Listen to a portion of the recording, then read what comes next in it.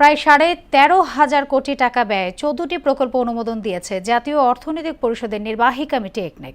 এর মধ্যে সরকার দেবে 8,089 কোটি টাকা, বাকিটা বৈদেশিক ঋণ।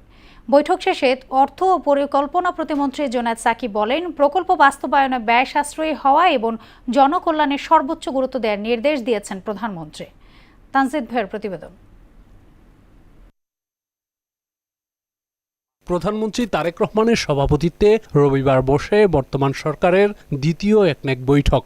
সভায় 17টি প্রকল্প উপস্থাপন করা হয়। এর মধ্যে অনুমোদন দেয়া হয় 14টি প্রকল্প। এতে মোট ব্যয় হবে 13,445 কোটি টাকা। এর মধ্যে সরকারের নিজস্ব অর্থায়ন 8,089 কোটি 56 লাখ টাকা, বাকিটা বৈদেশিক ঋণ।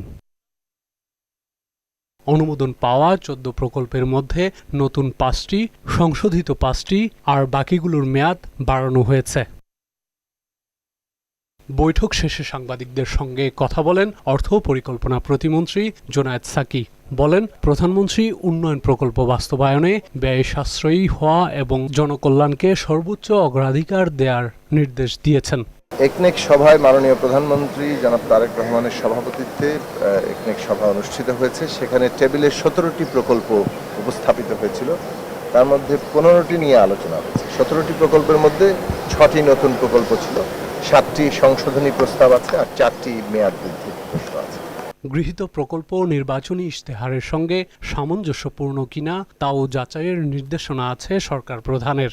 সামগ্রিকভাবে আমাদের জনগণের জীবনে যে উন্নতির চিন্তা করা হয়েছে, বিশেষত বর্তমান সরকার তার যে প্রতিশ্রুত তার যে নির্বাচনী ইশতেহার, তাদের পরিকল্পনা, 31 দফা কর্মসূচি, সবগুলোর সাথে সামঞ্জস্যপূর্ণ কতটা, এই সবগুলো দিক পরীক্ষা নিরীক্ষা করার জন্য নির্দেশনাটা আগেই এসছে এবং এই প্রক্রিয়াটা চলমান আছে। প্রকল্প বাস্তবায়নের দীর্ঘসূত্রিতার কারণ তদন্তে প্রধানমন্ত্রীর অনুশাসন রয়েছে বলেও জানান পরিকল্পনা প্রতিমন্ত্রী।